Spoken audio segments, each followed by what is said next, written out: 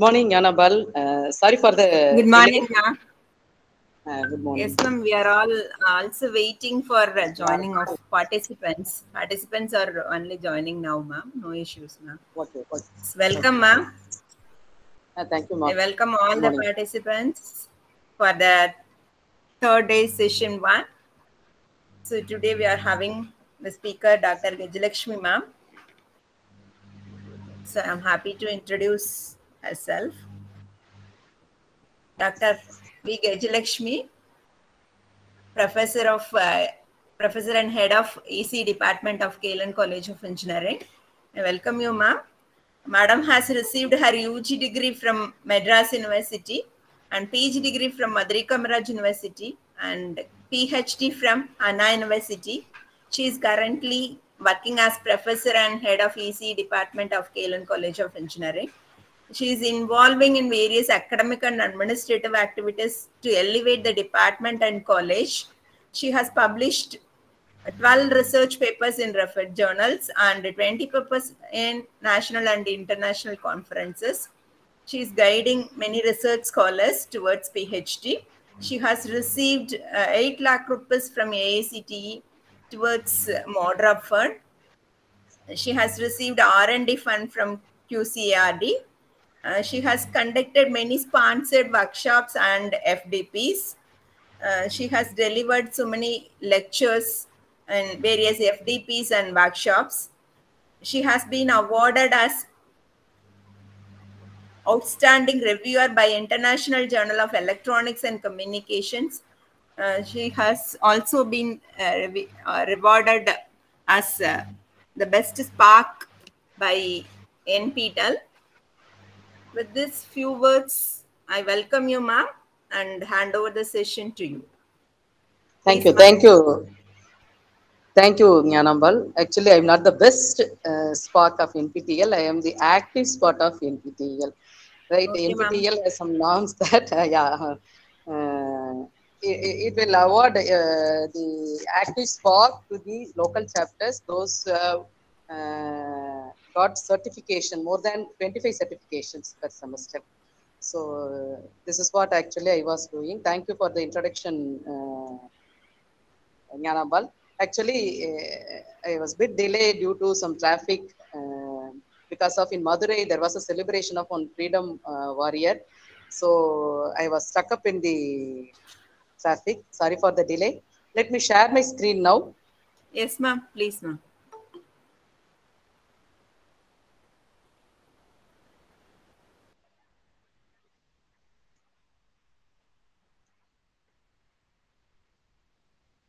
Yanambala, are you able to see my screen?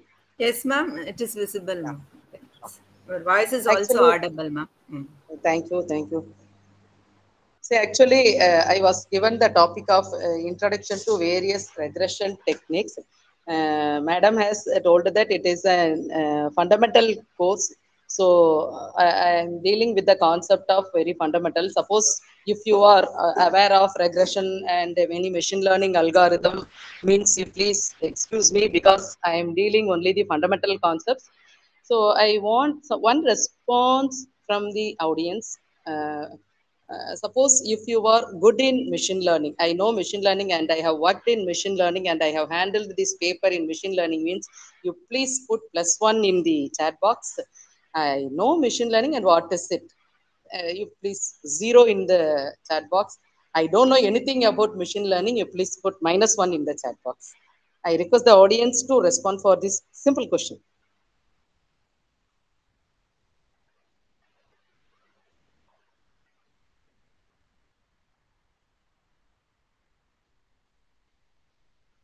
I have got 5 to 6 as a response. Thank you. So as Madam rightly pointed out, it is a fundamental course, right? So let me start with the fundamental.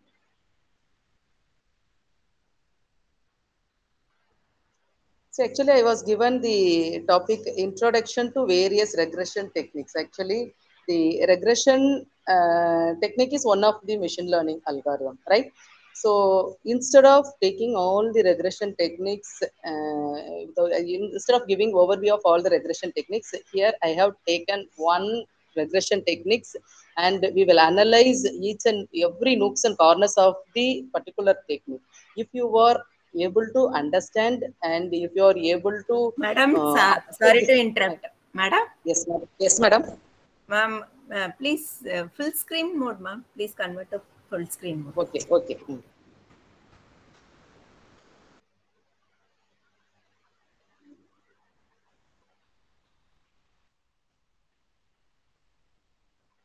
Is Yes, it ma'am. okay? Okay, ma'am. Okay, ma'am. Okay, ma'am. Thank you. So we are going to, in this workshop, we are going to see the one regression technique, and we have concentrated on all the issues we are facing while modeling this regression technique, right? So before entering into our regression technique concept, let me revisit the concept of what is the definition of machine learning, etc. Right? So actually, machine learning is not a new concept; it is an already existed one. Several scientists and several analysts have defined in different manner.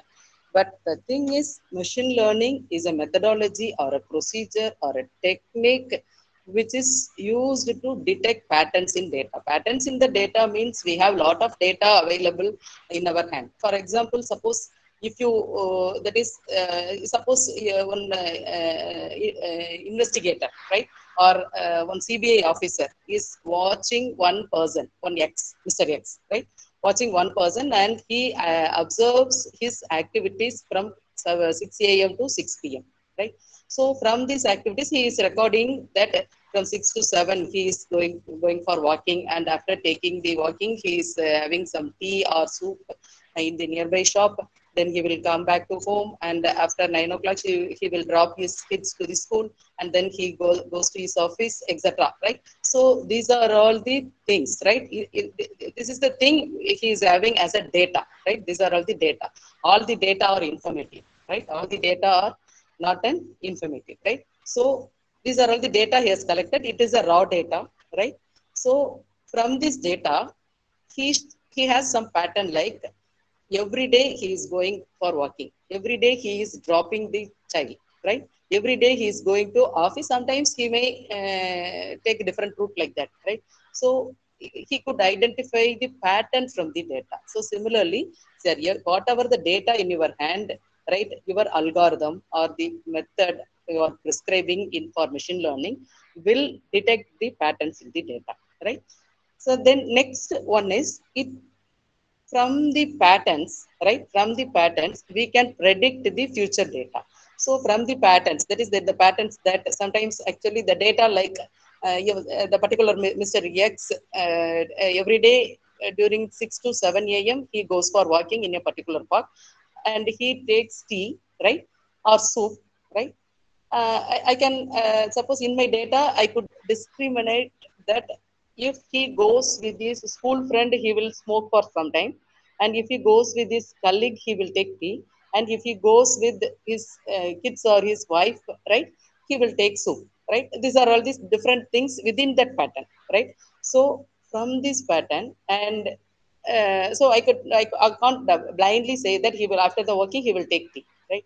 If he goes with his school friend only, sorry, he goes with somebody only, he will take tea, right? So from this pattern, right, I could predict what will happen in the next day. So in the next day, yeah, suppose if he goes with his school friend, he will smoke, right? I can blindly say that. So from the uncovered pattern we can predict the future data, right? So machine learning is not an, actually what to say, it is not a big problem, right?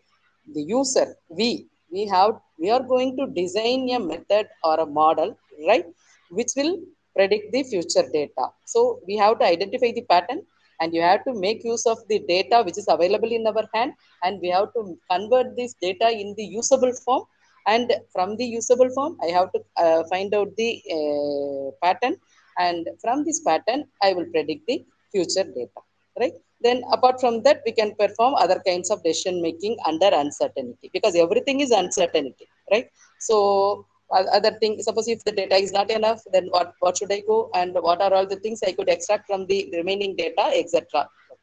right? Actually, in our Anna University syllabus, we have machine learning techniques for as an elective course. The book prescribed, the textbook prescribed for this course is machine learning techniques by Tom Bishop, right? Actually, he defines the machine learning as a computer program, right? It is a computer program which learns, right, from the experience with respect to some tasks and its performance measure. Right, I repeat the definition. From the definition itself, you could understand the concept.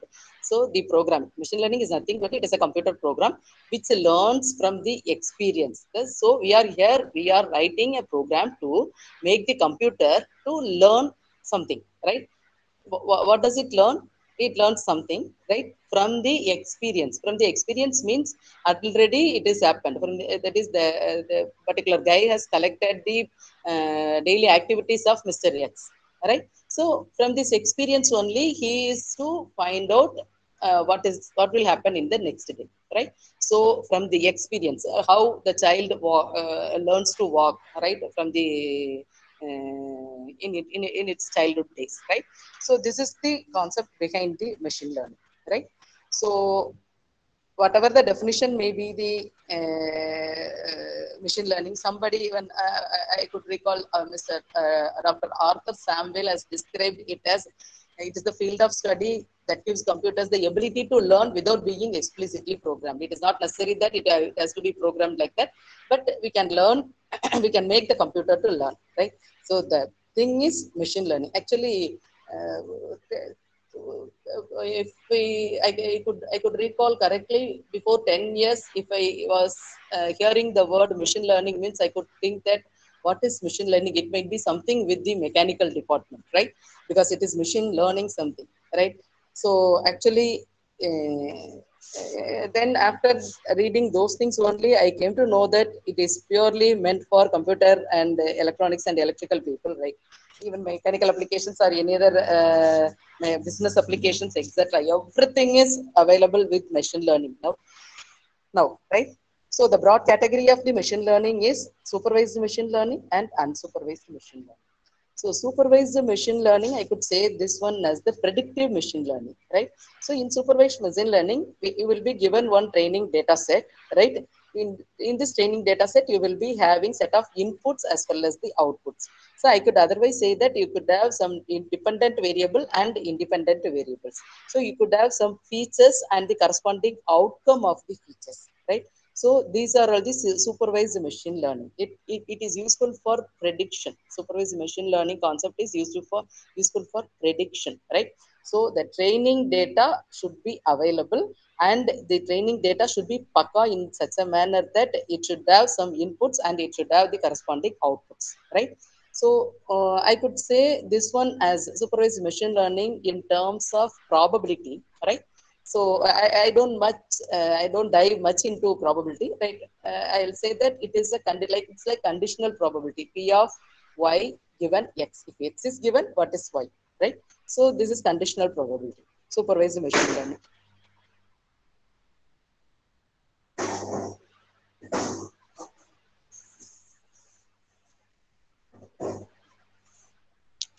So there are two major types of supervised machine learning: classification and regression, right?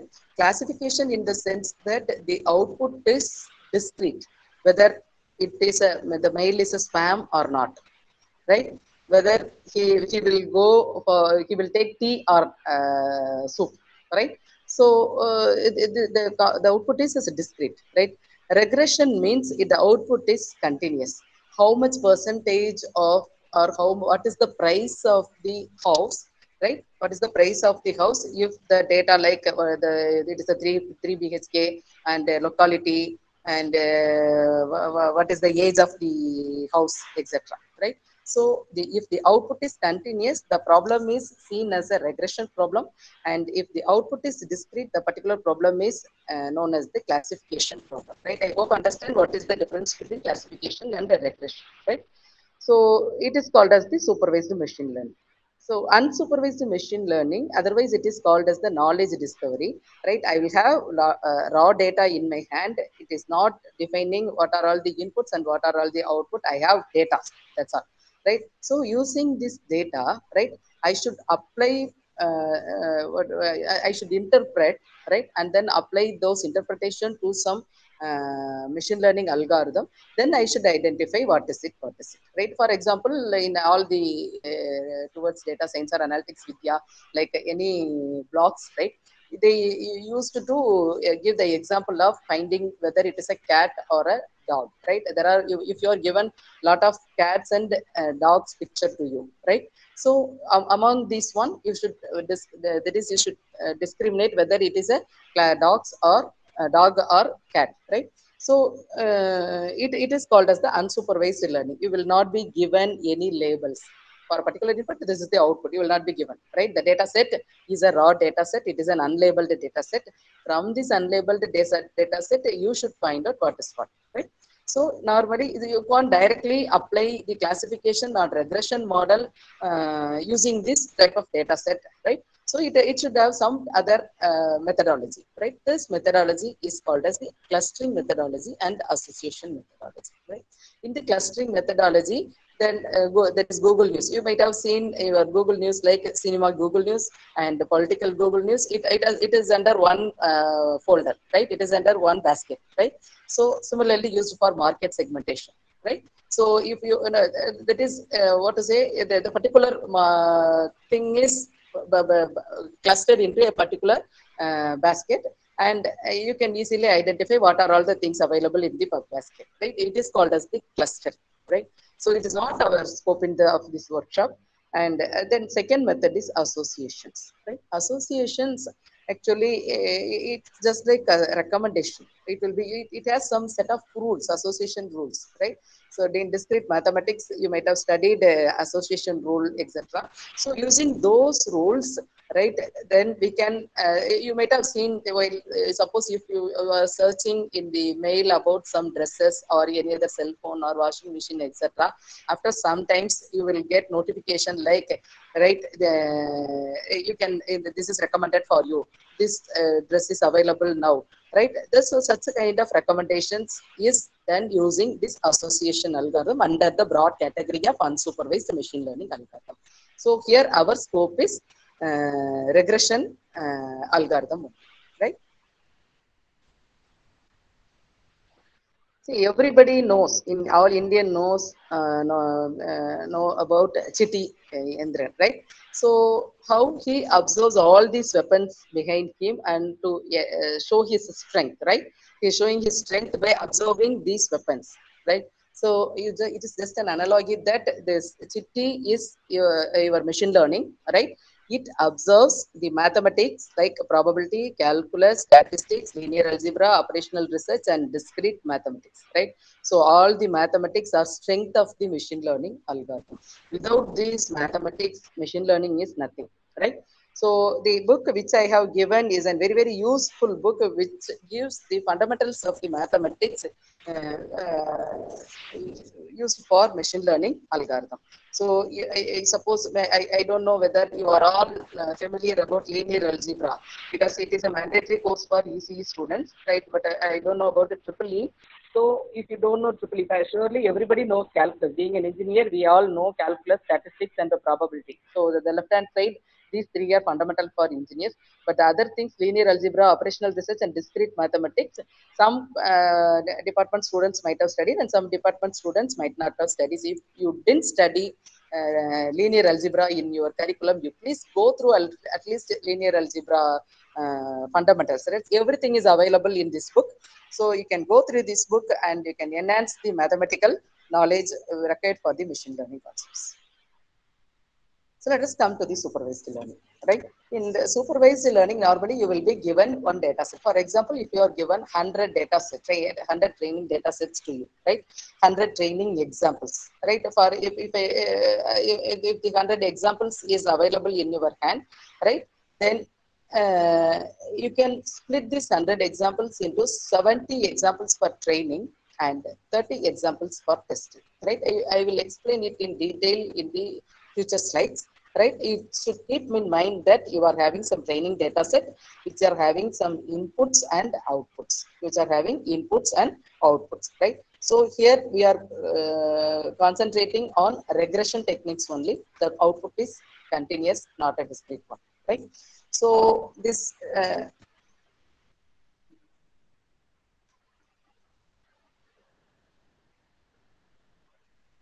so this is the data set d of x of yi, right?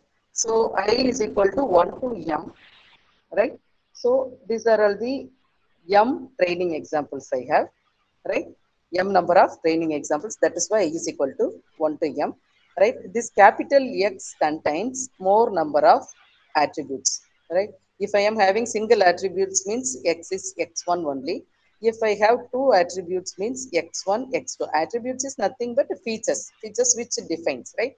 Like I take this one example here because we are all aware of that one, right? I take one particular training example. So now the example problem what I have taken here is percentage of college admission, engineering college admission. It is a talk of the day today, right? So engineering percentage of engineering college admission, right? So I have data regarding the percentage of admission in engineering colleges and how they are related to amount spent on advertisement made by the institution, right? I'll take this only one piece. There are a lot of factors for admission of engineering colleges, but here I have taken only one factor. The factor is known as your feature or attributes, right? The factor, the output is here, the output is percentage of engineering college admission, right? So the input, what I have taken, single attribute only I have taken, right? See the amount spent on advertisement made by the institution. Then placement statistics we can take, and the rank of the colleges we can take, and distance from the city we can take, right? There are a lot of factors, right? Here I have taken only one factor. So I can say that here I have one attribute. I have one attribute. The factor I have taken is amount spent, right? So the input X is having a single attribute only, right? Not a matrix, it is a vector, single vector, right? Single vector in the sense that small x is denoted as a vector, right? Whose length depends upon the number of examples. Whose length depends upon the number of examples. Suppose if you have surveyed for 15 colleges and you have data like first college have spent 75,000, second college has spent 15,000, like that, right? So 10, 15 examples. So the size of the vector is 15. The size of the vector is 15, right? So if you are having data like this, right, then our objective is to predict the admission percentage for a college, one X1 college. And you are a data analyst, a data scientist, and you know machine learning very well, right? Now you have data of like a percentage of college admission like that. So I may ask you, Kalen College will contact you and we ask you to find out what might be the admission percentage for my college. I have spent 72,000 for advertising this year, right? So this is the task given to you, right? So you have to predict this one, right? So this is the problem actually. This is the problem. Now you have to find a model, right? You have raw data like 15 colleges, how much they have spent, and what are all their percentage of admission, right? This is in your hand. So with this data, right, now you are assigning a you are assigned one task to find out what is the admission percentage for KLN College of Engineering if I spend 72,000 for advertising, right? So you have to design a model.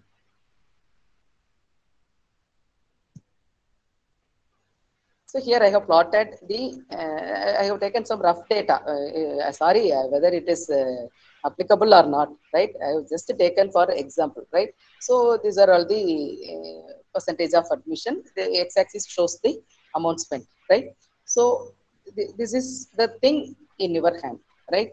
Now I have to design a model. I have to design a model or learn a function. Designing a model in the sense that you are going to learn a function, right? Or that is, we are going to find one mathematical equation only. Design a model is nothing but you are going, right? Which will give you the correct value of the given task, right? So design a model or learn a function to predict the accurate value. Okay. So this is the procedure. This is your supervised learning. This is your supervised learning. So the function what you are going to design or what you are going to find is called as the hypothesis. This is the terminology normally we use in machine learning. Right? You are going to find out one function. Normally y is equal to f of x. Right? X is independent variable, y is dependent variable. So now with the given data, you are going to find out the one function f of x. I am naming this function as a hypothesis. I am naming this function as a hypothesis. Is it okay? So ultimate aim of designing, writing or a machine learning model is meant that you are going to find one function to have better interpretation or prediction, right? So this function is called as the hypothesis. The most widely used one is called as the linear regression. So this is the normal diagram, right? So the training set is given to you, right? Using this learning algorithm, you are framing one hypothesis, right? Input variable is x and output is y. So your hypothesis touch maps the input x's and gives the output y, right? So this is the block diagram of the supervised learning, right? So I told you earlier, it is the process to find one model or find a function or find a hypothesis, right? To make the relationship between the input and output variables. Here the input variable is the amount spent on advertisement. Output variable is percentage of admission, right? So these are all my, if at all this is my raw data and I am plotting like this means, right? I can using this ML, in this ML algorithm, right? I am going to fit this data into a particular model or a function, right? Which will be useful for my prediction or forecasting. Which will be useful for my prediction or forecasting. So using this data, either I can use straight line or curvilinear. This is a class 10 mathematics. It is a class 10 mathematics. Either I can use a straight line or curvilinear. So if I put a line like this, right, it will match all this data, right? Otherwise, I can make some curvilinear graph also to match this data. So it is up to you. You can choose anyone, right? So normally we choose our equation of a straight line. Y is equal to mx plus c. In class 10, in geometry, and we have coordinate geometry, we have studied about y is equal to mx plus c. The same equation is going to be used as a hypothesis function in linear regression. It is nothing but your straight line equation y is equal to mx plus c, right? So this is called as your hypothesis function, right? Use with this data, right? The sporadic data, right? I'm going to fit this data into a straight line. So this is called as the linear regression problem. If I am drawing a straight line with this data, right? And I can say that this is a linear regression problem.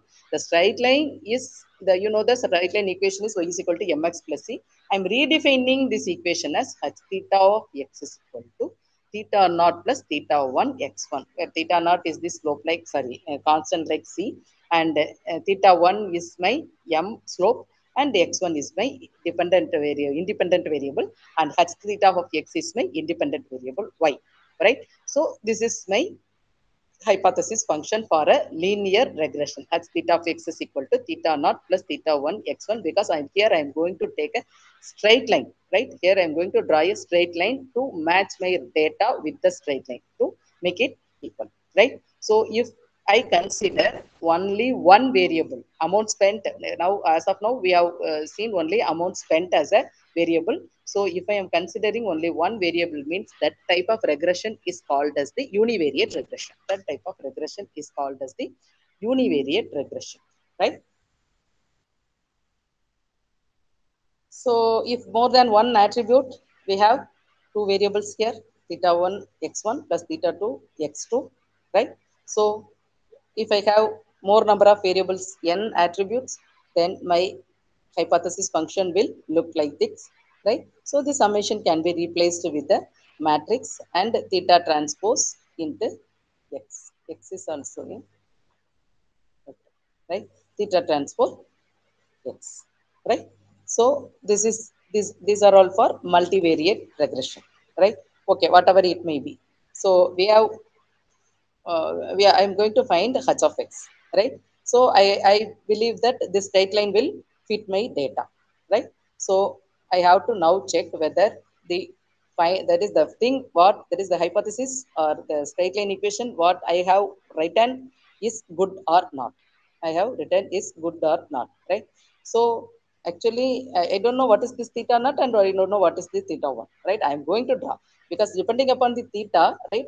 My straight line may like this or like this or like this or like this, right? So the theta 1 theta depending upon the value of theta 1 and theta 2 I have to fit it correctly, right? So I should check whether it is a good or not. So how do I check? I have to choose the value of theta which makes h of x, that is hypothesis, to my target value y, because target value is available with you. The target value is available with you for such kind of input and what is the output. Has such kind of input, what is the output? It is available with you. So now I am in the using this training set. I am going to find out what is my h of x and I am checking whether it is equal to my target value y or not.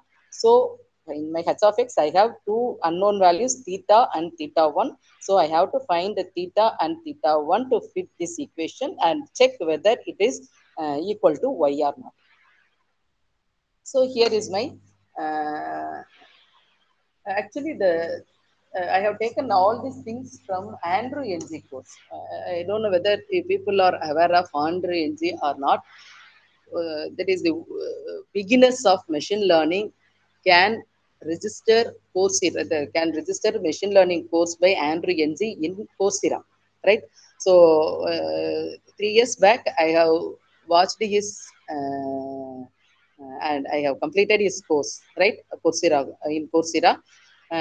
But I didn't get certification because I have to pay 3,500. But I learned them, right? Then I applied another NPTEL courses, etc. Right? But for beginners, I believe this course is comfortable for you, right? So most of the concept have been taken from Andrew Ng course, and all the equations and the graphs have been taken from Andrew Ng course, right?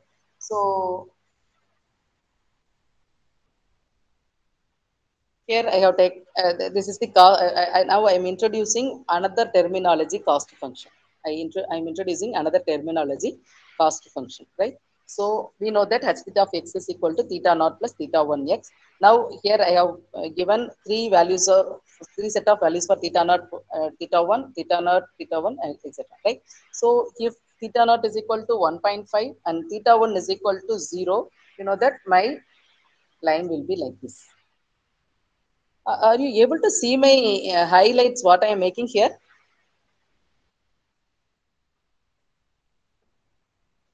Excuse me. Yes, ma'am. Yes. Okay.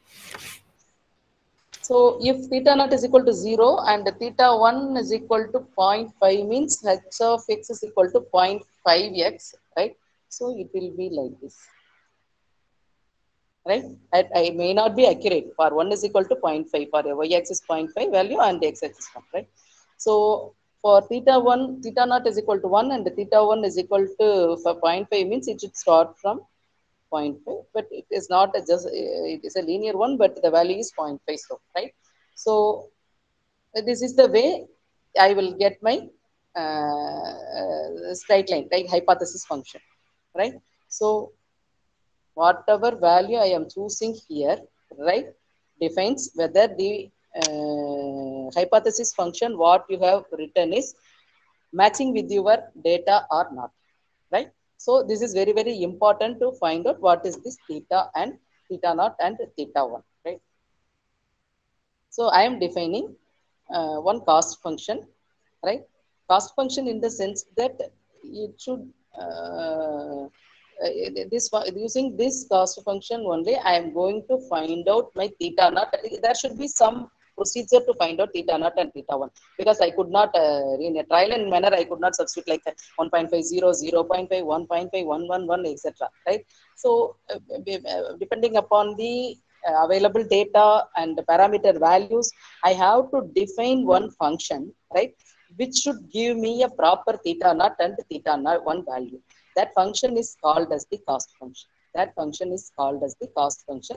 Normally, we choose the least square cost function, or otherwise it is called as the squared error cost function. Normally, we call this one as the least square cost function. That is the equation is, don't worry about the equation. This is my h naught of x is my hypothesis function, right? And y of I is my actual value, right? It is available in your hand for training set. For 15 training sets, you are having y of I, right? So you are defining one h theta of x and substituting this theta value, theta naught, theta 1 value here, and subtracting those things from it, right? Then subtracting both these things and square it. Subtracting both these things gives you error. Am I correct? This is my hypothesis function, which I am assuming theta naught and theta 1 value, and y of I is my actual value. The difference between is error, and you are making squares of this one, right? So that is why it is called as the squared error function. It is called as squared error function. Now, if suppose if you might have studied advanced digital signal processing courses like this, means it is easy for you to follow me. But anyhow, I'll explain at the scratch level, right? So the dotted line, whether you're able to see it or not, whether a small dotted straight line, right, like this, right? So this is the actual one, right? And the red line is the hypothesis function. The red line is the hypothesis function through which I am drawing this one, right? I wrote one hypothesis function, and for, according to this hypothesis function, I have drawn this line, right? So this the red dot, right? What to say? The red points, right? Are the points, right? Actually, the scattered points. The red lines are the scattered points, right? So I have to minimize the error. This is the scattered points. So I have to that is the blue line is the difference between my original value and the hypothesis one, right? So I have to minimize the difference between square of the difference between this red circle and the point in the hypothesis value, right? Point in the hypothesis value, right? So it is my duty to bring it down. So this red circle is y1, y2, y3, y4, like that, right? So the hypothesis, that is the point blue mark is the points corresponding to the hypothesis value. The difference, the square of the difference between is to be calculated. It is called as the least square cost function. Why least square? Means I have to minimize, I have to take the least value, right? I have to take the least value. That is, I want to minimize the, my ultimate aim is to, I have to change my theta value in such a manner to minimize the length of this blue line, right? The length of the blue line is the difference of the error. That is the error. The length of the blue line shows me the error, right? So my aim is to minimize the error to make it equal to the true value, right? So this is called as the cost function. So cost function, what we are considering normally in all the sense is the least square cost function or squared error cost function. So I want to clarify these two things, right? Hypothesis function and cost function. Hypothesis function is the function what you are writing, right? You are under, you are from the data you are writing equation like theta naught plus theta 1 x, right? This is your hypothesis function, right? Cost function is nothing but the difference between the hypothesis function and original function and the square of it and the sum of it and divide it by total, right? So this is the cost function, right? So if, for example, they consider this case, I had theta of x for theta 1 is equal to 1 and theta naught is equal to 0. Theta naught is equal to 0 and theta 1 is equal to 1. So you are getting a perfect straight line. This red mark is the actually, as usual, your output, y1, right? The real output, true output, right? So y1, y2, y3, right? So now you are framing hypothesis which is correctly fitting into your original output. So there is no blue line here. So the error is 0. So the error is 0. So j theta 1 is 0 for theta 1 is equal to 1. If I choose theta 1 is equal to 1, this j theta 1 is nothing but it is an error, right? So the square of the error is 0, right? So the error is 0. So likewise, I am applying different values of theta 1 and I have plotted like this, right? So for theta 1 is equal to 1.5, I will get some 0.5 something, right? 0.56. If you have calculated, then you will get 0.56, right? If you are good in mathematics, you can easily calculate and what is the value of this for 1.5. Even if for 2, it is easy for you to calculate 2, right? 2 minus 1, right? Whole square, 2 minus 2 whole square, 3 minus, sorry, 2 minus 3 whole square, right? You can apply like this and you can find out what is this one, right? So you can plot for your j of theta 1 value for different values of theta, right? This is called as your cost function graph, right? Cost function graph. One important concept, why we are considering least square cost function, why we are considering, why not others, right? Why we are considering lead for this for least square cost function or squared error cost function means it gives the bowl shape structure. The error function cost function gives me the the bowl shape structure, which will be useful for me to write an algorithm, right? Right. So here I have considered a single variable and I have assumed theta naught is equal to 0. So theta naught value 0. So I have got the function is j of theta 1 only, right? Because we didn't consider theta naught for different values. Here we have considered theta naught is equal to 0 only, right? Suppose if I am considering theta naught, right, for theta naught also means it is a function of two variables, right? It's a function of two variables, f of h of theta 1 and theta 2. So j of theta 1 and theta 2 should be known to us, right? So j of previous case only one variable, so j of theta 1 and theta 2, but here we have two variables. So um, right, so this is the plot for my error function for two variables. This is the plot for error function for two variables, right? So it is called as the contour plots. In MATLAB, you can draw your contour plots by, there is some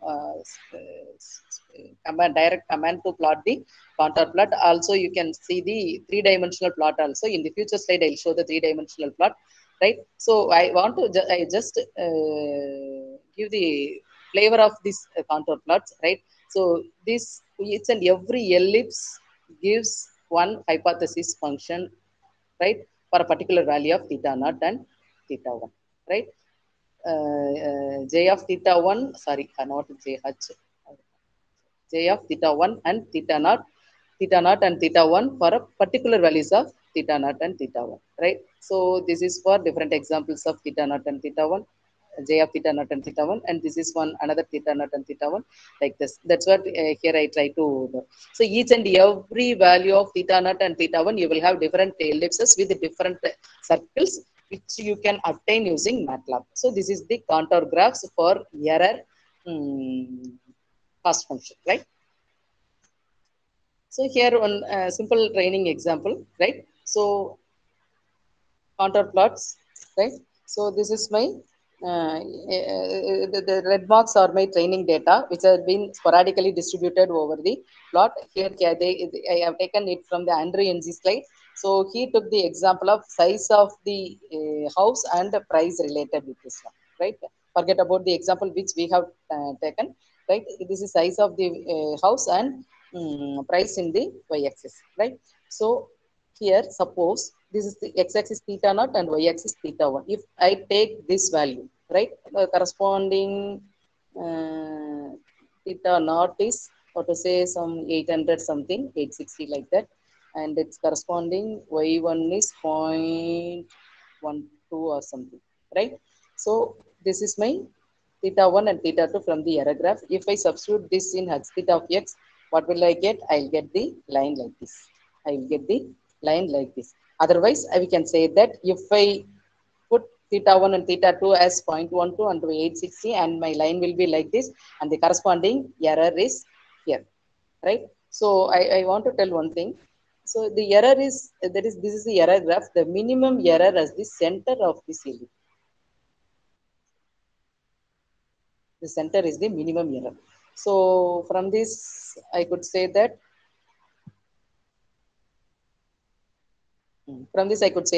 it is far away from the minimum value. So you can, from this graph itself, you can identify that it will not fit all the data, right? The data are distributed like this, right? It is in the increasing manner, but the graph what you have drawn is like in the decreasing manner. If the price size of the house increases, the prices will be decreased. Likewise, you have drawn. So it is completely wrong, right? So it shows that that it will give a wrong prediction, right? Similarly, I want to reduce the error, right? I am picking one value here, right? I am picking one value here, and I am trying to draw this line. It is a constant one. It means that whatever may be the size of the size of the house, the price is constant, right? It is also not visible, right? Then I try to minimize the error. So I bring to the center point. Now my choose my theta and theta one, and I draw this one, and the error is less, and it almost it fits the data, right? So this is the way you can interpret the cost function, error position, and your hypothesis value, hypothesis what to say line, right? Here our hypothesis nothing but our straight line. So far we are seeing that our hypothesis function gives you the straight line only, right? So I have to identify, because I know that randomly I could say that the theta 1, theta 2 like that, right? How could I choose this theta 1, theta 2? But I don't know. And because if I randomly choose this theta 1 and theta 2, how could I arrive at the minimum point? How could I move this point? I don't know, right? So there is one algorithm called as the gradient descent algorithm, which is very, very, very useful for in a machine learning algorithm. Even your neural network or any algorithm, higher level algorithm also, you are using gradient descent algorithm. It is a very old algorithm, right? So the gradient descent, gradient means it is a differentiation. Gradient means it is a differentiation. Descent means it is, we are going to see in the decreasing path, right? So we have some function j of theta naught and theta 1. Look, forget about the hypothesis function here. Here we are going to reduce the cost function. Cost function gives you the error, right? Cost function gives you the error. So I am placing some theta naught and theta 1 in such a manner that my cost function is 0. I have to bring my cost function into 0, right? So, but I actually in real time we could not get a 0 value. We will get some minimum value. So I will tell you where we should stop, right? So my objective is to minimum of this cost function by choosing my value theta naught and theta 1. And so what should I do? I should randomly select some theta naught and theta 1, and I will keep on changing my theta 1 and theta naught value to reduce my cost function, right? So this is what I'm going to do, right? Our ultimate aim is to fit a correct line by reducing the error, right? So to reducing the error to fit a line, I have to choose a correct theta naught and theta 1, right? This is my objective. So let me explain through this one, right? This is a 3D view of my two-dimensional error function, right? So let me suppose if I am here at the top of the hill, right? It is my way to go here, right? I have to come down here at the bottom, right? So I start from the first black mark, and I'm looking around which way I have to choose, right? And likewise, what I should say, suppose if you are in the top hill, there is no proper road in the hill, and there are some small path there to reach the down, right? You just assume that, right? So you have to search which path is better and in which way I have to move. So this is the way you are selecting and you are reaching here. Suppose in the second slide, suppose if you are choosing this way, right, then you are reaching here. So in this graph, I have two local minimum. Those who are doing optimization, you understand what is local minimum.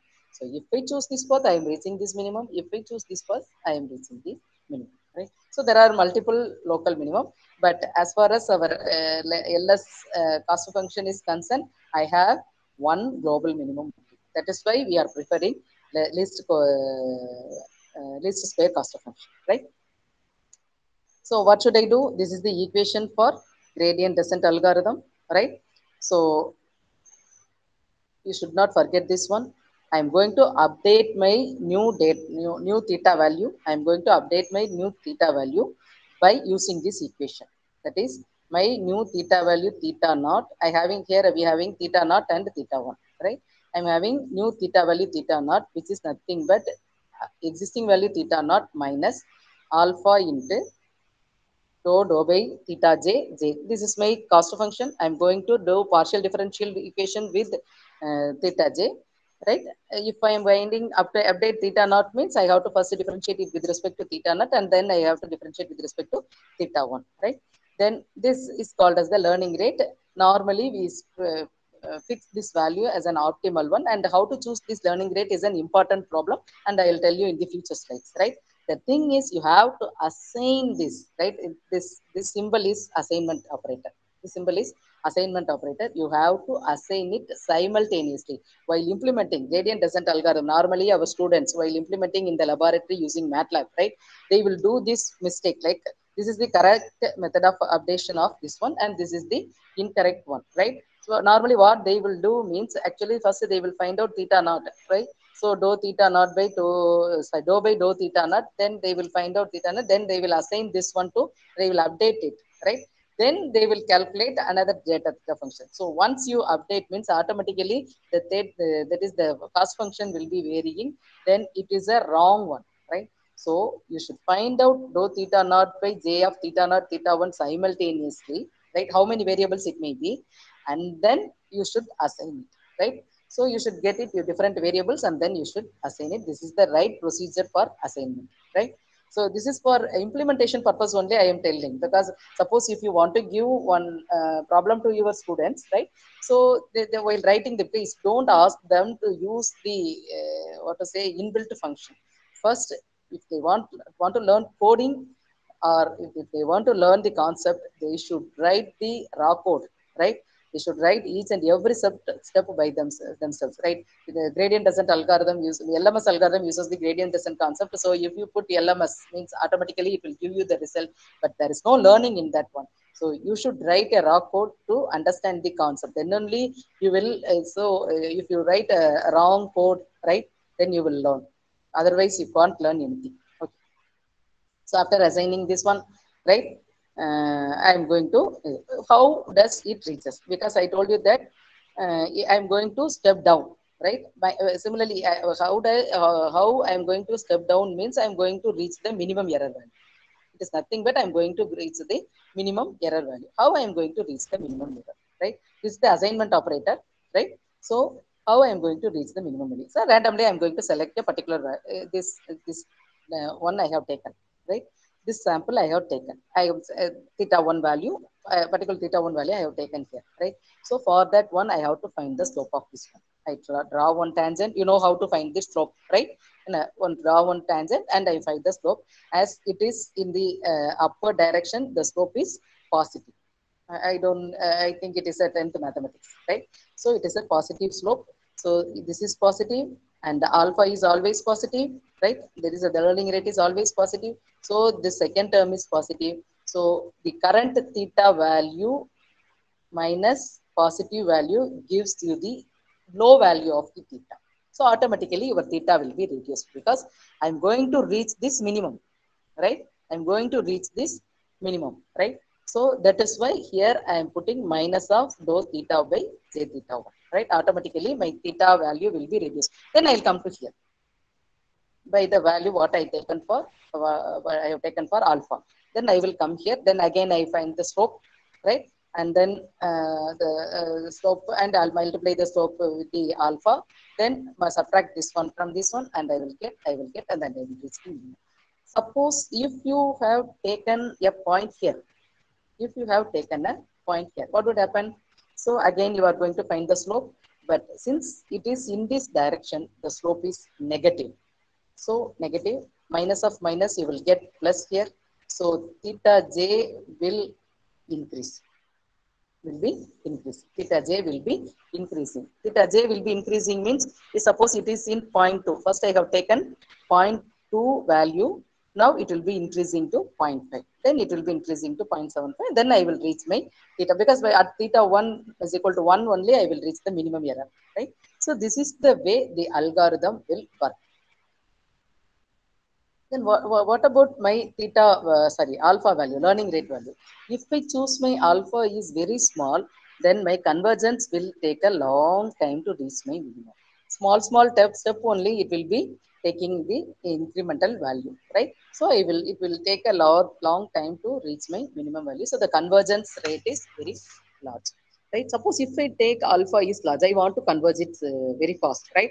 So this is my objective. What should I do? I will take a large value. So if you take a large value, right, sometimes you may not reach the minimum value, because suppose if your first sample is here, automatically, if you take a large hike, right, so you will come here.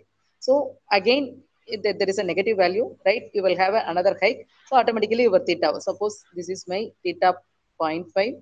Now here you get 0.75. 1 is your minimum value. You may get 1.5 as your new theta. Your new theta is 1.5. So automatically you will miss your lower value. So you never you attain the convergence. You never attain the minimum value. So it will be diverging. It will be diverging. So if you choose alpha very large, you will get divergence. If you choose alpha very small, then it will be taking a long time to converge. So you should be very smart in choosing the value of alpha. While you are working in this algorithm, you will be able to identify what value we can fix for a particular applications, right? So if slope is 0 means no update, right? How can we know that I reach the minimum value, right? So if you reach the minimum value means automatically the slope is 0, so there is no update. Slope is 0 means dou by dou delta is equal to 0, so alpha into 0 0, so theta j is equal to theta j only. So there is no update. That at that time you can stop this one, right? So it is not necessary to change the learning rate often. Suppose I want to, it is very slow. Why should I take a leap of small leaps for making the convergence? So in between, can I change the learning rate? No, it is not necessary to change the learning rate. It is fixed, right? Automatically, it will reach the minimum, right? Okay, so we have seen what is the cost function, right? Cost function for linear regression we have seen, and what is the cost function, and what is what is the concept of gradient descent algorithm, right? So I explained only the gradient descent algorithm. Now we are going to see how we are applying my gradient descent algorithm for our linear regression problem.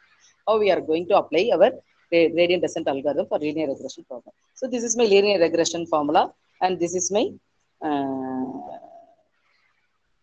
cost function for my linear regression formula, right? This is my cost function, right? So far we have seen what is j of theta 1, theta 2, but we didn't write this one, right? So now apply this gradient descent algorithm for this prediction, right? So you have to find out the partial derivative of this one, right? Partial derivative of this one with respect to theta naught means theta naught with respect to, while they differentiate theta naught, then I'll write the, okay.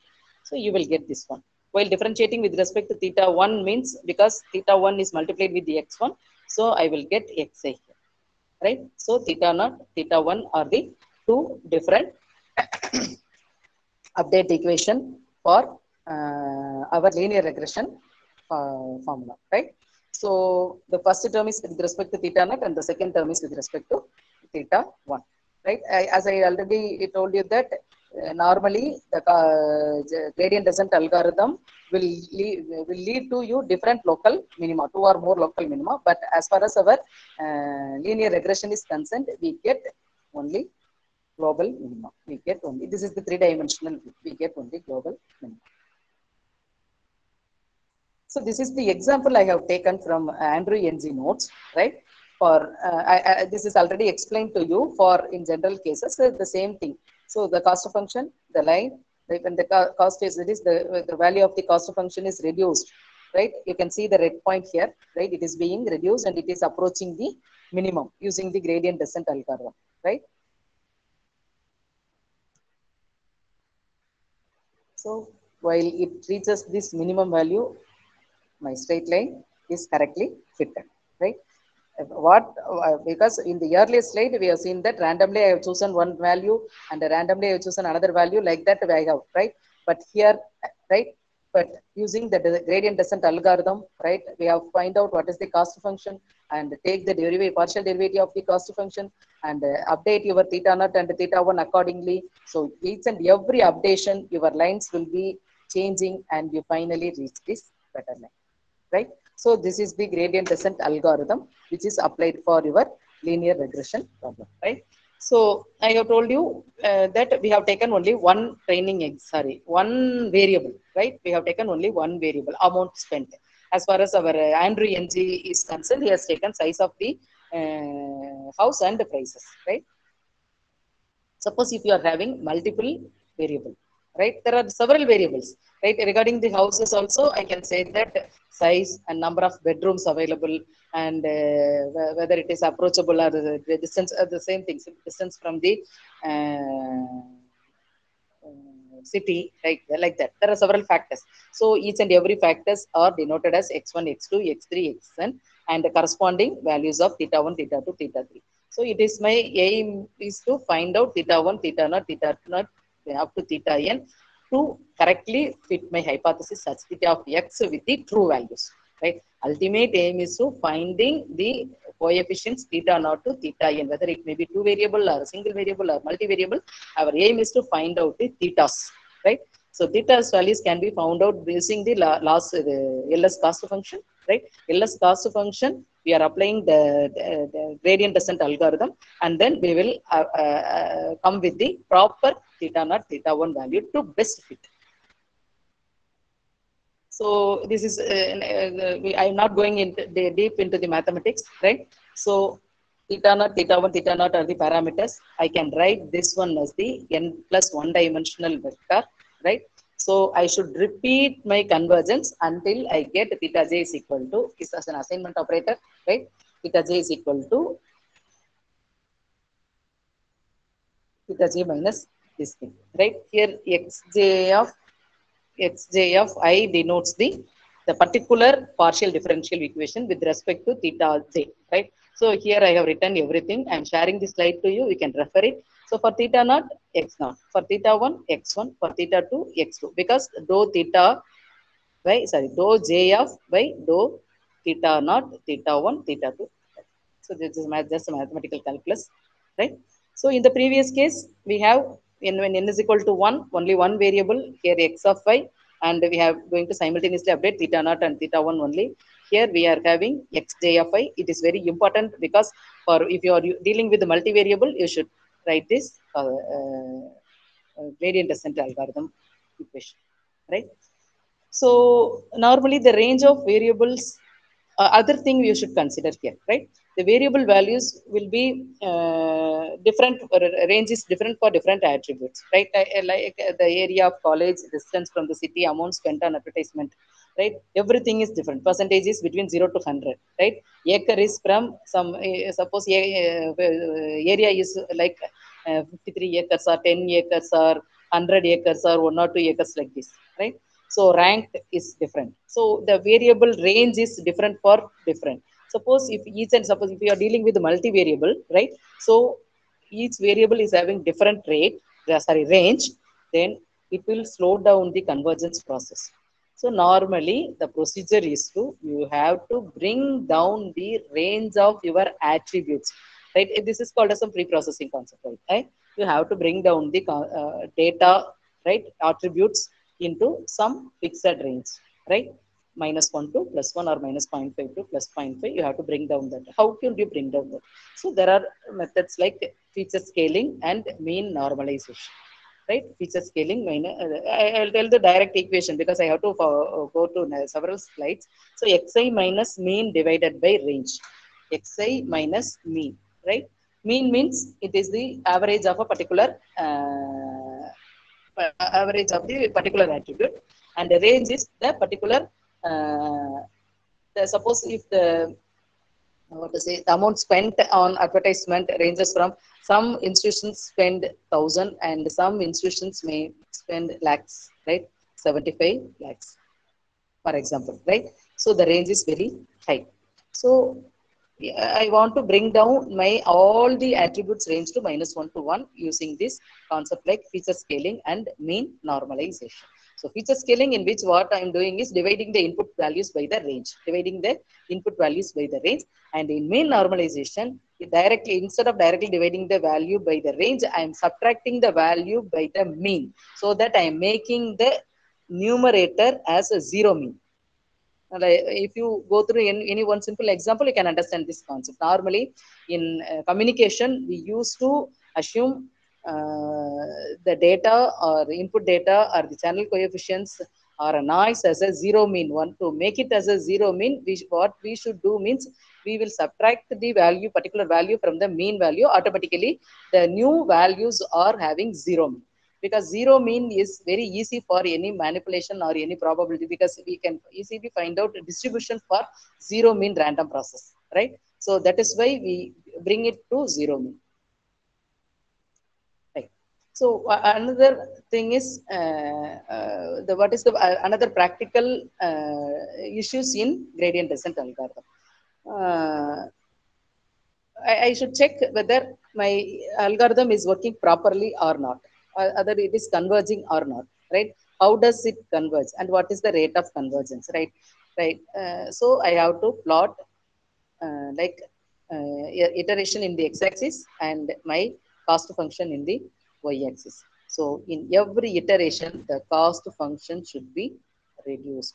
And after some time, it will reach some constant value. After some time, it will reach some constant value. Because I'm not saying that every at a large iteration, it will reach the zeros. Very rare cases, it will reach zero, but it will reach some point. Not on. I'll show one MATLAB example to you now, right? So it will reach some point, not on 0.1 into 10 power minus 10, like that it will be going, right? So you should decide at what stage you should stop. You can give some 10,000 iteration. You can give 10,000 iteration, right? Nowadays the computing facility is good, so we can do 10,000 iteration, right? But the thing is, while after 2,000 iteration, right, if your j of theta, that is the difference between this and this assignment, right? This j of theta and this j of theta, right, is less than 10 power minus 4 or less than 10 power minus 3, you can stop, right? This is called as the epsilon. This is normally denoted as the epsilon. So first you should check whether it is converging or not. Whether it is converging or not. Converging in the sense that while the iteration is increasing, your cost function should be reduced, right? Suppose if you are getting while plotting, even while running itself, you can identify whether it is converging or not, right? So if your j theta value, every iteration, if your j theta value is getting increased, means it is not converging, it is diverging, right? So you can stop when the difference between the two j of theta after some iterations, if it is 10 power minus 3 or 10 power minus 4, you can stop. It is up to you to decide. A programmer can decide. So when will it not converge, right? Suppose if I am getting like this, I have written the cost function correctly, I have written the code correctly, right? So what went wrong, right? Now at that time, you can reduce the alpha value, right? You can reduce just some, you might have fixed some alpha value, right? But you have written code in a correct manner. You have chosen the correct descent function, right? But suppose if your cost function is not converging, means then you can change the alpha value, right? So these are all the two cases you can change your alpha value. But as I told earlier, if you choose alpha value very small, means then conversion rate is also small. Then is there only one way to find out the value of theta naught and theta 1, right? Because we are going for steeper descent method for finding out the theta naught and theta 1 value. It is a big method. It is a long algorithm. You have to go for a longer iteration, etc. Right? Is it only one way? No. There is another way also, right? It is called as the normal equations, right? So in the normal equations, it is just like the matrix equation, right? Suppose I have taken x1, x2, xn are the features given for training examples, right? So suppose if I take n is equal to 3, then my first attributes having four examples I'm having. 4 values, and x2 is having 4 values, x1 is having 4 values, and output y is having 4 values, right? So now I am writing the hypothesis function theta naught, theta 1x, theta 1x, sorry, theta 2x2, theta 3x3. My goal is to find the minimum value of theta, right? find the theta value to minimize the cost function. This is my objective, right? So what should I do in these normal equations? It is very easy method. You just write these x1 values and x2, x3 values are column wise, and you put extra one column, first column as all ones, right? You have one matrix x, right? Then another matrix y, which is the output matrix y, right? Now you can find the theta value using this one, x transpose x whole inverse x transpose y, right? So using this method, there is no need of feature scaling. In our gradient descent method, since all the ranges, because 2000, then 5, I have, right, 420. In all category, I have a range. So my range is varying from 1 to 2000. My features varying, range is varying from 1 to 2000. So in the previous case, I have to go for feature scaling, right? I have to subtract the variable value minus mean divided by range, right? But here in normal equations, it is not necessary. It is easy method, right? So I can use this one. This inverse is called as the pseudo inverse. Normally, pseudo inverse is it is a terminology used in linear algebra, which will be used for taking inverse of a rectangular matrix. Normally, we know what is the procedure for taking inverse of a square matrix, right? But if you are having normally in practical, in real time, every time we should not get a, square matrix. So we may get some tall matrix or short, length matrix like rectangular matrix. So for those cases, right, we will use this pseudo inverse matrix x transpose x whole inverse x transpose into y. So your pseudo inverse is x transpose x whole inverse into x transpose is the pseudo inverse. Then it is multiplied by y. You know that theta x is equal to y. Theta x is equal to, theta transpose x is equal to y, right? Theta transpose x is equal to y for a multivariate component. So I want to find out theta. So I can write x inverse y. I can write x inverse y. This is the way we will find out in matrix form, right? Theta x is equal to y means theta is equal to x inverse y. So if at all it is a square matrix, you can directly find it x inverse directly. Since it is a rectangular matrix, right? So you have to find out the pseudo inverse for a rectangular matrix. The command which is used in MATLAB for finding pseudo inverse is PIN. So these are the major difference between gradient features and normal equations, right? Here we have to choose alpha. It needs many iteration, and the operation is k times of n square. Okay, no need of alpha, no need to iterate. We need to calculate x transpose x, right? So operation is operation of n cube is here. It works well in when n is large, but you just imagine that for 10 cross 10 matrix inverse we can find out. So 1000 cross 1000 matrix you can find out. You just imagine that 10,000 or 1 lakh, right? So for those cases it is easy. We can make a run and it will be getting converged by fixing some alpha value. But taking inverse matrix for a large number of data set, it is very tough for us. So for those cases, we can prefer gradient features. For small number of data, we can go for normal equation. Right? Then another important performance measure is overfit. Right? So in suppose if I have a data set like this 5 crosses, right? So here what I have written, theta naught plus theta 1x. So I draw a one straight line here. Otherwise, I can draw like this straight line here, right? So then here I can draw like this, right? But using this data, I can draw. I will cover all the points, right? So if I draw a straight line, right, the error is large. This is called as underfitting.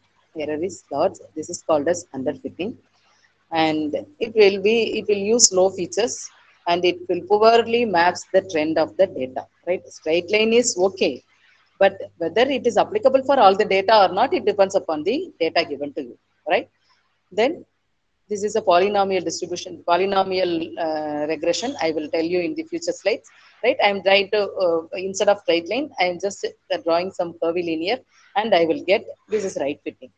I want to map all the points, right? I want to map all the points. Then I will write this equation, right? And I will touch all the point, and this is called the overfitting. It will be useful for training data, right? It will be useful for training data, but it fails, right? While predicting the new value. I'm fitting this perfectly with the use of training data. So in my training data, I will get error 0. So automatically I will get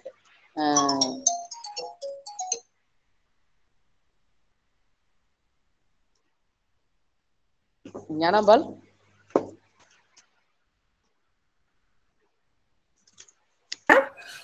சொல்லுங்க ma'am.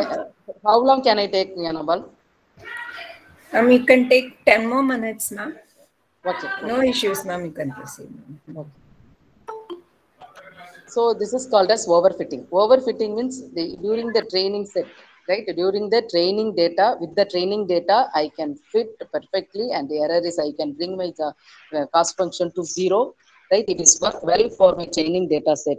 But if I am given a different situation or different scenario, it may fail, right? So this is the disadvantage of overfitting, right? How to overcome the overfitting? We can reduce the number of features, or you can go for regularization, right? Regularization means you can reduce the number of features, means you may skip some important features also. Suppose if I am having 15 features, right? So I want to reduce it to 10 to avoid my overfitting. So but I may miss my good feature, right, which is useful for me, right? So the regular normally they follow the regularization process, in which they keep all the features, but they reduce the magnitude of the parameters, right? So here the regularization, I will give the glimpse of this one, right? For regularization function, I'm going to add, I'm not entering into the much of this mathematics here. I'm just adding one regularization parameter here, right? The lambda into summation of theta 1 j is equal to 1 to n theta j square, right? Now I have redefined my cost function here.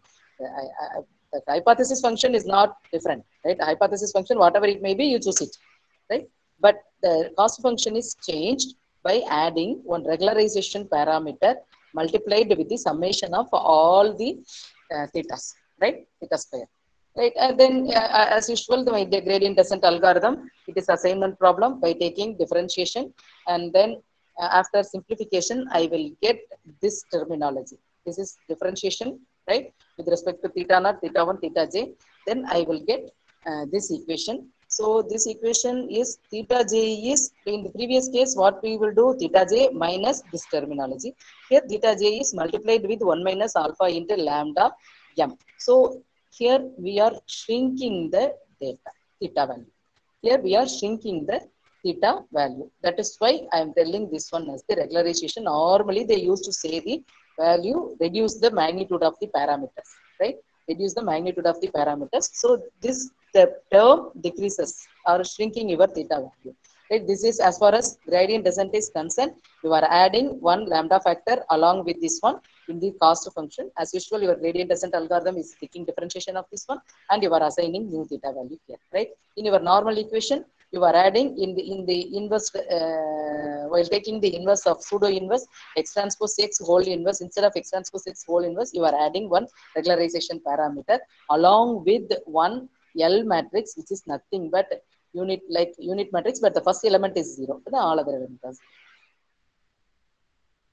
So this is the formula for your regularization to avoid overfitting, because we may not know whether I am doing right fitting or overfitting like that, right? So enthusiastically, if I do like this, I may get overfitting. So to avoid overfitting, we are going for regularization, right? So as I told you, how I'm going to evaluate the hypothesis. I'm taking training data at 70% and test data 30%. So using this training data 70%, right, I'm going to find out my objective function, for the hypothesis function, and write the cost function and apply gradient descent algorithm to minimize the cost function, and I find theta for that one, right? Now applying those theta to my test data, right? Applying those theta to my test data and formulate your h of theta, right? Now you have perfect theta. You believe that this theta is correct, right? So apply this theta to your test data and find out the error. How much error you are getting. right? Suppose if you are getting more error means, then you have to go back to your training data and you have to approach different hypothesis function, right? Then you just find the theta 1 theta 2 value and then apply this theta 1 theta 2 value in the test data, find the error. You should fix it the error target. I am satisfied with the error of 10 power minus 3 is enough for me, right? So if you are getting more error than that one, then you have to go back to the another hypothesis. Then using that training data, find value for the new hypothesis, theta 1 theta 2 for the new hypothesis value function, and apply these thetas to the test data. This is the way you have to minimize the error. So this is the way you have to evaluate your hypothesis function. So I told you that curvilinear like that, right? So this is my simple linear model, right? So if I am drawing, I want to do only linear model because it is very easy, right? But the thing is, if my the data points, the green points, right, it is distributed like this, means whatever algorithm you are writing, it will not match, then your error is high, right? Your error is high. So I have to sacrifice myself and I have to make some curvilinear here. So this is the polynomial expression. This is my polynomial expression, right? So in the polynomial expression, this is the way you can write the polynomial. So this is my linear regression. So I am going to apply one more variable. Actually I have single variable only. I have single variable only x1, but I am making my hypothesis by having two variable, by taking my second variable x2 as x1 square. Here theta 2 x2 as a x1 square, right? This is quadratic equation. Then this is cubic equation. X1 square, x1 cube, right? Here again I am telling that here I am playing with the univariate regression only, but instead of drawing a single straight line, I am drawing a curvilinear, right? So quadratic, cubic, and what to say? This is square function also.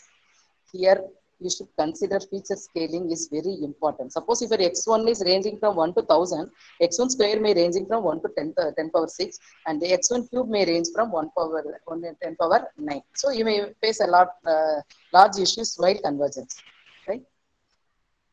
So this is one example why we are going for curvilinear. I'll skip this slide. And another thing is how we are going to choose, because I don't know whether I'm going for linear, what to say, quadratic or cubic or 10 power x power 10 etc. Because everything is polynomial, right? So I don't know what is the degree of the polynomial. The degree here is 1, the degree here is 2, the degree here is 3, etc.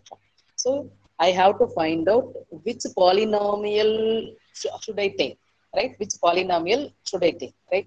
So for that, now I am breaking my data into 3 categories: training data, cross-validation set, and test data set. Right? Training data 60%, cross-validation set 20%, test data set 20%. Right? So first, I am playing with these two things. Right? So training data set 60%, I am finding for each degree D1, D2, D3. So after finding this one, using the cross validation set, which degree gives the minimum error, I am going for the particular polynomial. Suppose d is equal to 3, right, gives me the minimum error, right? I am going to play the training data with all these hypotheses, right? And I am going to cross validate with all this degree d1, d2, d3, right? So I am finding which polynomial, so which degree of polynomial gives me the minimum value. Then I choose the particular D3, right? And then I am going to test it with another data set, right? Then only I will confirm. Suppose if my data set, right, gives a higher error, what I didn't expect, right? Then again you have to go here and again you have to change the one. Then you should do this cross validation, then set here. So this is the way you should find out the better polynomial for our better correlation. So other regression techniques, I will very go faster. Within a couple of slides, I will complete my session, right? So other regression techniques widely used in ML. Normally we call this is a logistic regression, but it will give you the classification output. As I told in the first slide, classification gives you the discrete output like either 0, 1 or 1, 2 or 3 like that, right? So, but though the name is regression, it gives you the classification only, right? Don't confuse, it is classification. So here the hypothesis function is sigmoid, or otherwise it is called as the logistic, right? So sigmoid function, you might have heard that this is my sigmoid function, right? X, y. If x is less than 0, y is equal to -1. If x is greater than 0, y is equal to 1, right? So this is my sigmoid function. So here in logistic regression, we use the sigmoid function. We know that normally our hypothesis function h theta of x for my linear regression is theta transpose of x. Isn't it? H theta of x is equal to theta transpose of x. Here they just put one extra g function here. H theta of x is equal to theta transpose of x is my linear regression, right? Here I just put one theta here, sorry, g here, right? So we know that the sigmoid function is that g of z is equal to 1 plus 1 by 1 plus e power minus z. So what does it mean? 1 by 1 plus e power minus theta transpose x, right? So this function gives the this response. This function gives the this response. This g of z function is called as the sigmoid function, and it gives this response. Normally, we choose it is since it is a classification problem. It is very easy. If my h theta of x value is greater than or equal to 0.5, I can choose in favor of 1. If my h theta of x is less than 0.5, I may choose in favor of 0. Either the particular mail is spam or not. If greater than or equal to 0.5, right? I have written some function and I evaluate this one, and if I get minus 0.5, and I choose in favor of 1. If less than 0.5, I choose in favor of, right? This is my diagram, right? So if h theta of x is greater than or equal to 0.5 is mean y is equal to 1, less than is y is equal to 0. So this nothing but g of s is greater than or equal to 0.5. When you get g of z is greater than or equal to 0.5 when z is greater than or equal to 0. G of z is greater than or equal to 0.5 when z is greater than 0. Is it clear? So this is from this equation, right? So I can say that h theta of x, g of theta of transpose of x is greater than or equal to 0.5, right? When theta transpose of x is equal to greater than or equal to 0, right? So I can relate these two directly, and I am arriving this condition. So whenever I get theta transpose of x is greater than or equal to 0, I can choose in favor of 1. Whenever I get theta transpose of x is less than 0, I am choosing in favor of 0, right? So you know that how to arrive cost function, and how could you write this one, right? So the cost function for logistic regression, I'm not getting deep into this one. This is the cost function for the logistic regression, right? In previous case, it is nothing but 1 by 2m summation is equal to 1 to m x h theta of I minus x minus y. But here we are having some logarithmic function also. So this is my cost function, right? Here I have taken some simple example of h theta of x is equal to g is the function, right? Theta naught plus theta 1 x1 plus theta 2 x2, two variables here. So if I assume theta 1 naught is equal to -3 and theta 1 is equal to 1 and theta 2 is equal to 1, now my equation is now become -3 plus x1 plus x2, which is greater than or equal to 0, right? So if it is greater than or equal to 0, I predict in terms of predict y is equal to 1, right? We know that theta transpose x greater than or equal to 0 means y is equal to 1, right? So if -3 plus x1 plus x2 is greater than or equal to 0, I choose in favor of 1. So I can draw line using this equation. So it will cross x1 plus x2 greater than or equal to 0. Right? It will be like this, right? So from that you can, this is called as the decision boundary in logistic regression, right? It is a simple method. Instead of theta transpose of x in linear regression, here I am attaching one extra function here. The function is called as the sigmoid function. It is the function is like this only. So if it is greater than this one, I choose favor of 1, and if it is less than this one, I will choose in favor of 1. So finally I arrived like that. The theta transpose of x is greater than or equal to 0 means I choose in favor of 1. It less than 0, choose in favor of 0, right? So this is the cost function. Using this cost function, right, you can reduce this one using your gradient descent method. As usual, the same procedure you can apply here, right? So other regressions, this is my last slide, I think. So other regression techniques widely used in ML, ridge regression. Ridge regressions, normally, suppose if you are having several variables like x1, x2, x3, x4, x5, right? So these variables, some attributes are having some dependency, some correlation between them. So that attributes are called as the multicollinearity. So for such a type of data set, you can go for ridge regression. This is almost equivalent to our regularized linear regression, which we have seen for overfitting cases, right? So the ridge regression is similar to your regularized linear regression, right? In lasso regression is also a kind of linear regression, but it is a regularized linear regression with the absolute value. The lambda something we have put right now. So that value is an absolute value. It is having its own advantages and disadvantages. You can explore it. And decision tree regression, it is another type of decision tree is used to more for classification as well as for regression. If you are taking performance measure as information gain, then the decision tree will be useful for classification. That is, in decision tree, I'm going to divide my data into several sub data, like node, then there are branches, and each branches there is one sub node, then there are branches like that, right? So how to choose the parent node? How to choose my parent node? So if I use information gain to choose my parent node, means this tree is used for classification. If I choose this node by using standard deviation, then this decision tree is useful for regression, right? So similarly, random forest algorithm, which is also useful for nonlinear with the decision trees with multiple trees. There are multiple trees. I didn't explore much in random forest algorithm. And k nearest neighbor, it is a very much useful algorithm, right? It is very popular for nonlinear algorithm. It will be, instead of finding out all the manipulating with all the data, it will be finding the nearest value of a particular data and doing some manipulation with this nearest value, and then find the predict the value. So this is called as the k nearest neighbor one.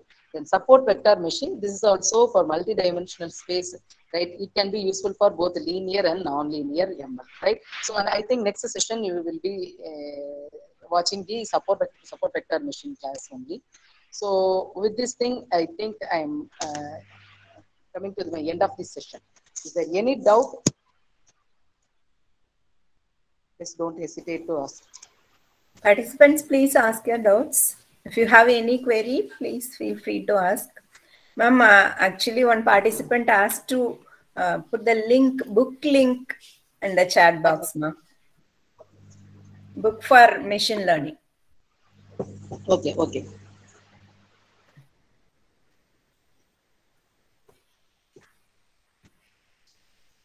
This book, isn't it? Yes, ma'am. Yes, ma'am.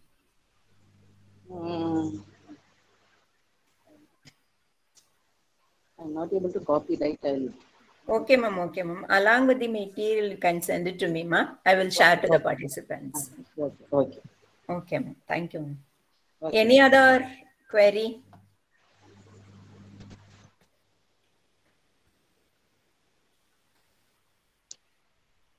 Rahul sir, I will share the link soon. No problem, ma'am. I'll try to take it. Any other query from participants? Whether it is okay? Sorry.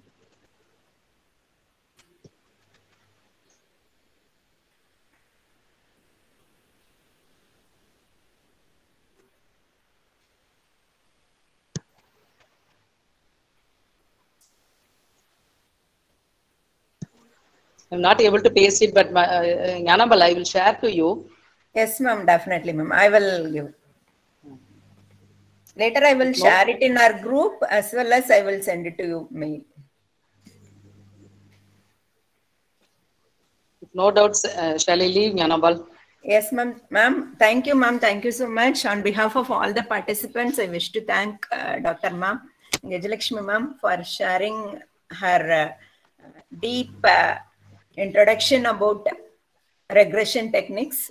So it will be very useful to all the participants, just very fundamental and which is essential for any machine learning algorithm. So thank you, ma'am. Thank you so much, ma'am. Thank you, Jnanambal.